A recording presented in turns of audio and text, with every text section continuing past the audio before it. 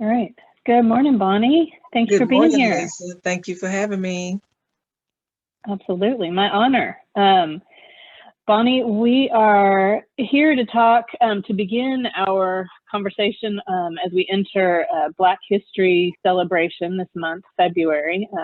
And so you're joining me to kick off that conversation. But before we get there, I wanted to check in and say, how are you? How are you doing, Bonnie? I'm doing good. I'm doing good. I'm doing well. Yeah. Okay. I'm glad to hear it. Thank you. Thanks for spending time this morning.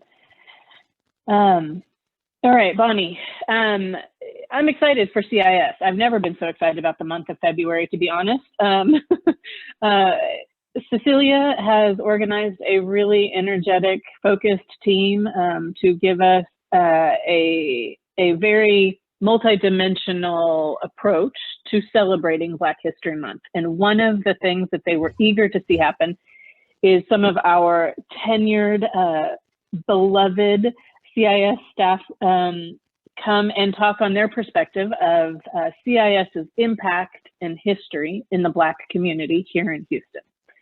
And so starting with you, I think I am curious, can we just travel back in time? You joined CIS in 1980.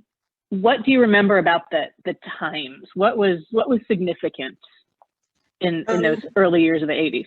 Dynamics in the school district, in the schools were kids was labeled as coming to CIS because they were bad kids. And so it had to be reiterated to those students, this is not for just for bad kids. It's for people in general, people that just need somebody to talk to, somebody that they can come and they feel comfortable and talking with. So we had to gain their trust in not just being seen as a place for just troubled children or troubled families.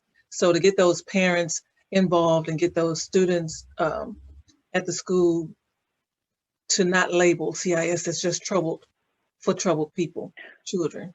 Well, and I wonder if there were people working within the schools who also needed to understand that message. They did. The teachers needed to understand it because they didn't really know the dynamics of what we actually do until, I would offer to go into the classroom. Let me come into your classroom. And for elementary school, it was easy for me to go into the classroom and sit with the class. And those kids that was in the classroom, a bulk of them I would put on caseload because they needed the assistance that was in the classroom. So to show the other kids in the classroom, this is just not for troubled kids, it's for everybody. And so then when everybody started flocking to you and, just wanting to talk, then it became, okay, let's go to CIS. And teachers, learned more about what CIS was really about. What was your worry if everybody thought that CIS is a place where kids with bad kids, a labeled kid goes? What was your worry for the kids, for the community? What would that lead to? That we or what happens for the kid in that situation? That they would be looked upon as bad kids, and and ostracized, for what they do or what they thought they would do, and looked at differently. That was mine. Mm-hmm. Didn't want them to feel that they were outsiders. Mm-hmm. And so make them feel a part of the community, a part of their group, the class. And so, once kids learned that it wasn't, not to label us like that, then it was an open door for everybody to come through. Mm-hmm. Bonnie, I think now what are we in 2021? And I think about how we talk about analyzing disproportionality and not wanting to be sure that we are really looking at students, at people for who they are and not because of their color of skin or the neighborhood that they live in or their family's last name. What was that struggle like in the early 80s? I read that Houston ISD, I didn't grow up in Houston, but I read that Houston ISD was not fully integrated with schools until 1984. that in fact Houston ISD in the late 50s had the reputation of being the largest school district in the country that had not yet approached integration. Houston. So what was the consideration for disproportionality or labeling kids based on last name or color of skin or neighborhood? What was that experience like? Well, from the child's perspective, is what was told to me is that because we're in this neighborhood, because we are Black, people don't care about us. We're not going to get what we need. And I come from the hood, and one child told me that I come from the hood, and so they don't expect me to do any better than where I am now. And I said, that's not true. That came at the time when I had moved to another site, but I was in the neighborhood that I grew up in, the school that I went to, elementary school that I went to. And I say, that's not true. I know your grandmother, I know your mother, and look at me. I say, no, I'm not sitting up in a high office anywhere, but you can move out of your neighborhood. You can stand in your neighborhood, be something. You can grow up to be something that you want. What do you want to do? You have to set a goal to what you want to do in order to get out of the situation you're in. So I say the situation you're in is not you. That's just a situation. You can easily move out of that situation and be the person that you want to be when you grow up. So that was just some of the things that, I went from neighborhood to neighborhood, and then just the different dynamics, not only in the Black neighborhood, but even in the Hispanic neighborhood, because I spent 14 years at Austin High School, where, the majority, and I didn't know the population of girls were in gangs. I didn't know that until, they all started coming in, comfortable with you, and they let you know everything. So it's, it's just not in the Black neighborhood, it was in the Hispanic neighborhood as well, and how they felt about themselves. The morale was low, their self-esteem was low, and they needed somebody to pick them up. So CIS was that entity, was that part to say, you can do many things, you just have to set your mind to it and not get into the stigmatization of I'm here and nobody cares about me and I'm not going to be anything but what they say I'm going to be. And I get, would you say that CIS was successful at being able to relay that message in a way that students could embrace?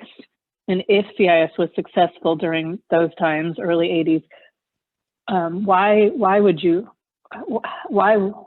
say CIS was successful in the 80s and the 90s? Yes, we were in conveying a really difficult message, one that seemed really counter to what they were kind of being bombarded with otherwise. Mm-hmm. We were successful, and I think we were successful because we, I guess, can sympathize with them. We sympathized with them. We got down and we sat with them, and I opened my heart. I opened my heart to, and we had different agencies coming in to help us. We had those groups that they can just open up and tell how they feel, and Dipelchin and CIS, Community Youth Services at that time, back then. And so I think that allowed them to open up and express themselves more to how they feel and get feedback or directions on which way to go and how to go. And were families, were they immediately open to that when you started at Wesley, or in those, were they immediately open to that, or did they have to get to know you? Did you have to earn some trust? Like, how did that work? Oh, they didn't immediately jump to it, because they looking at why you want to choose my child. You think my child is the worst child in school. So, in parent meetings. So we have parent meetings, or sometimes I would have to go out and just do dismissal or car drop off in the mornings, and just speak with the parents, talk with the parents, introduce ourselves, let them know what CIS is about, and to invite them to come in to see exactly what goes on with CIS and how we do the kids. So example is she actually turned out to be a church member, but she had three kids in the school, and things that she didn't believe about her children, you know, and she thought people was just picking on her children. Come and spend a day with me, half a day with me, 30 minutes with me, and we can sit and we can talk, and we'll go to their classes and we'll see what they do. And then after we see what they do, then we can come back and we can discuss what plan we have for here, school for them, and then what plan when they get home to do at home with them. And just, you know, I think parents just needed a little direction, a little bit. Some of them, you know, a lot of them had it together. You know, it's not saying that they didn't know what to do with their children, but how their children act when they leave home, how they act when they go into a different environment.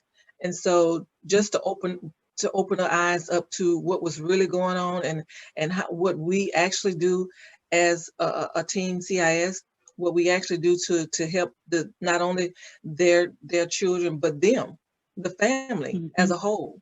So yes, we had to earn their trust in order for them to say, yes, I want services. I want not only for you to help my child, but I need some help too.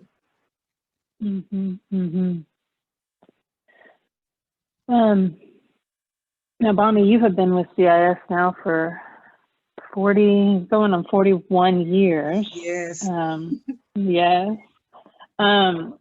When you look at, I mean, is it possible is there a way, I don't know, is there a way, how would you describe, if possible, the impact or the legacy of CIS within Black communities in Houston? Is there a way to describe that? I'm thinking Acres Home or Fifth Ward or Third Ward, these really historical, yet not always taken care of, not always loved from the outside communities. How is there a way to talk about CIS's impact legacy? The impact, I guess, CIS, I think, and with some of the families that I've been with and talked with and had experience with, is the impact as feeling as a second family. A second family, I think, is the best I can describe it. You know, somebody else that they can go to and talk to that don't have a negative side of, oh, this not gonna ever happen. You know, as to CIS saying, this is what you can do, and I believe in you. You know, just the positive impact of saying that I believe in you, I believe in what you can do, and we get through it together as a family. So I guess just bringing the community together and bringing the family together, making them feel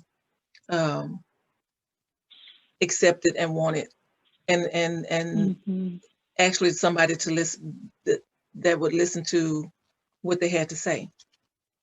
I don't know if I answered that right, but well, you pictured it. You described it in a way that I could like visibly picture those conversations and those feelings, and I really appreciate that. Bonnie, thank you. Thank you for coming and reflecting and giving us a sense of history and appreciation for where CIS started and what maybe we've meant to communities throughout 41 going on 42 years here. Are there any additional thoughts or comments that you wanted to leave before we close? It's been a journey, and my journey with CIS, I have loved. I wouldn't trade it for anything. They say, well, why you haven't left? Well, I was able to raise my kids while I was with CIS, and starting with Jill Shaw.